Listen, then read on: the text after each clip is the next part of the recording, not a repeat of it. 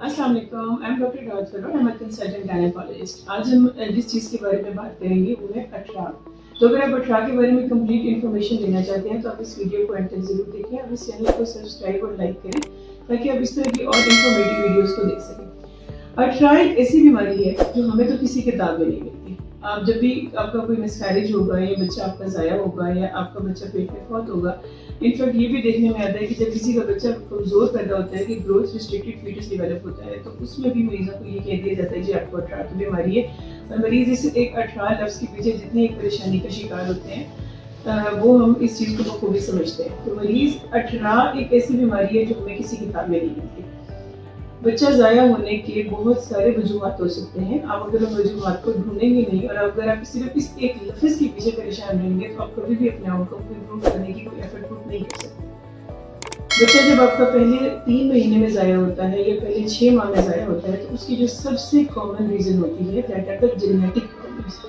वो chromosomal abnormalities होती हैं जिसमें कि डाउन सिंड्रोम आता है, ट्राइसोमीज 18-16 आती है। ये वो प्रॉब्लम्स होते हैं कि जो कि फैमिलीज में चल रहे होते हैं।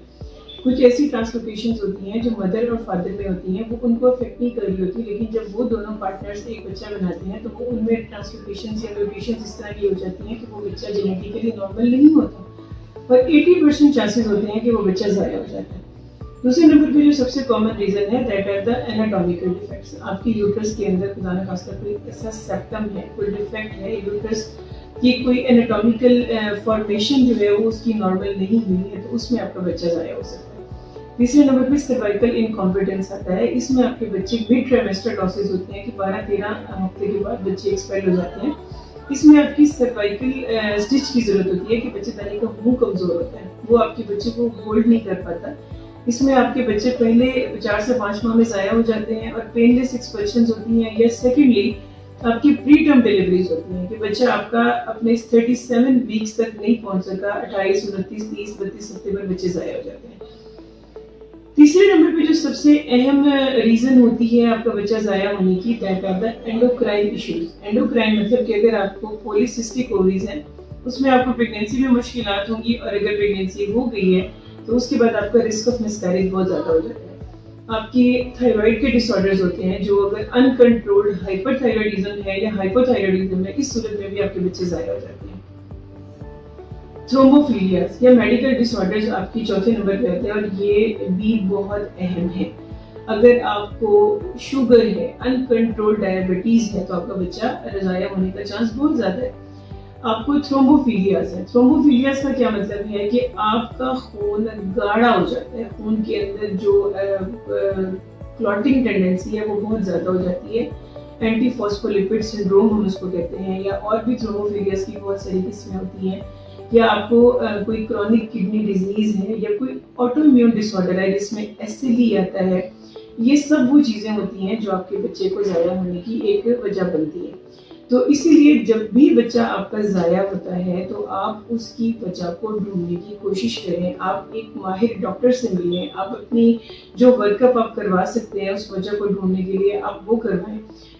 मैटरनल इन्फेक्शंस भी इसमें एक रीज़न होती है। मैटरनल इन्फेक्शंस ये कि जो रूबेला या टॉर्च इन्फेक्शंस होती हैं, हम इनको बोलते हैं कि अगर माँ को इन्फेक्शन हुआ इन दैट प्रेगनेंसी जिसने उस बच्चे को अफेक्ट किया, वो बच्चा आपका फर्स्ट या सेकेंड ट्राइमेस्टर में लूज हो सकता है, लेकिन वो इन्फेक्शन आपकी सिर्फ उसी प्रेगनेंसी में ही अफेक्ट करेगी। वो इन्फेक्शन आपकी ऑनवर्ड्स अगले आने वाले बच्चों में अफेक्ट नहीं करेगी। तो अगर आप मिसकैरेज की वजह को ढूंढेंगे तो फिर आप इस चीज़ को ढूंढ सकते हैं कि क्या ये वजह बार बार होने वाली है।